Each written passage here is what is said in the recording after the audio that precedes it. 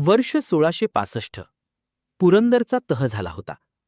स्वराज्याचे 23 किल्ले आणि 4 लाख होन उत्पन्नाचा मुलूक मुघलांकडे गेला होता. पण ही केवळ एका मोठ्या वादळापूर्वीची शांतता होती. औरंगजेबाने शिवरायांना भेटीचे निमंत्रण दिले होते. हे निमंत्रण मैत्रीचे होते की एखादे भयानक कटकारस्थान? हेच जाणून घेऊया आग्रा भेट, सह्याद्रीची दिल्लीत धडक या विशेष मालिकेच्या 4 भागांत. जर तुम्हाला जाणून घ्यायचं असेल की आग्रा भेटीला नक्की किती खर्च आला होता, शिवरायांचा येण्या-जाण्याचा प्रवास कसा होता, महाराजांना आग्र्यात कर्ज का घ्यावं लागलं आणि हे कर्ज देणारा सावकार कोण होता, सोबतच राजगडावरून निघताना हजारो मावळे सोबत असताना आग्र्यात फक्त 350 मावळेच कसे पोहोचले, या सर्व प्रश्नांची उत्तरे मिळवण्यासाठी ही मालिका नक्की पहा. मे 1665 मध्ये औरंगजेबाने आपला विश्वासू सरदार मिर्झाराजे जयसिंग याला 40,000 सैन्यासह स्वराज्यावर चालून पाठवले होते. त्यांच्यासोबत दिलेर खान नावाचा पराक्रमी सरदार आणि प्रचंड तोफा, घोडे, हत्ती व खजिना होता. मिर्झाराजेंनी जेव्हा पुरंदरला वेढा दिला तेव्हा किल्ल्यावर 2,000 मावळे तर वज्रगडावर केवळ 300 मावळे झुंजत होते. पुरंदरच्या या लढाईत मुरारबाजींसारख्या थोर सरदाराने आपल्या प्राणांची आहुती दिली. अखेर स्वराज्याचा विस्तार आणि सुरक्षितता लक्षात घेऊन महाराजांनी तहाचा निर्णय घेतला. नारायणगाव येथे मिर्झाराजे आणि शिवाजी महाराज यांच्यात ऐतिहासिक पुरंदरचा तह झाला. या तहानुसार 23 किल्ले आणि 4 लाख होनचा प्रदेश मुघलांना देण्यात आला. तसेच महाराजांनी आग्र्याला जाऊन बादशहाची भेट घ्यावी असे सुचवण्यात आले.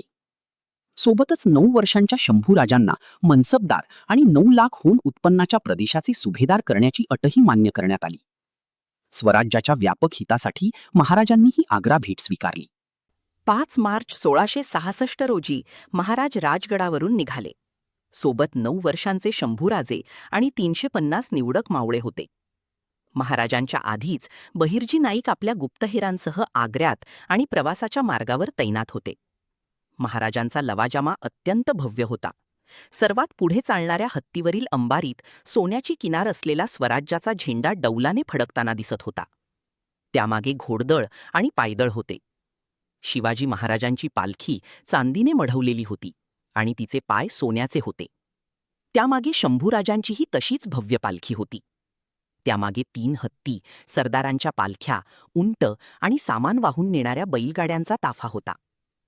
राजगडावरून सुरू झालेला हा प्रवास पुणे, अहमदनगर म्हणजे अहिल्यानगर आणि औरंगाबाद म्हणजे छत्रपती संभाजीनगर मार्गे पुढे सरकला.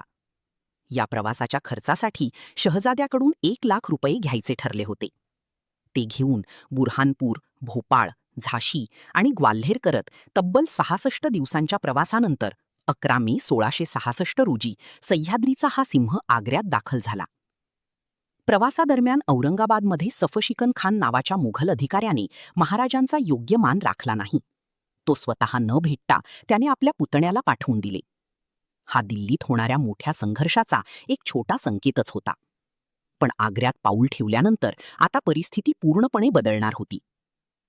महाराज आग्र्यात तर पोहोचले, पण 12 मेच्या दरबारात औरंगजेबाने नेमकं कोणतं चक्रव्यूह आखलं होतं? काय आहे 3ऱ्या रांगेची आग्रा दरबारातील गोष्ट? दरबारातील त्या अपमानाने इतिहास कसा बदलला, हे जाणून घेण्यासाठी नक्की पहा पुढचा भाग, दिल्लीच्या तख्तासमोर न वाकलेला महाराष्ट्र. शिवाजी महाराजांच्या या थरारक इतिहासासाठी आपल्या चॅनलला आत्ताच सबस्क्राईब करा. जय शिवराय.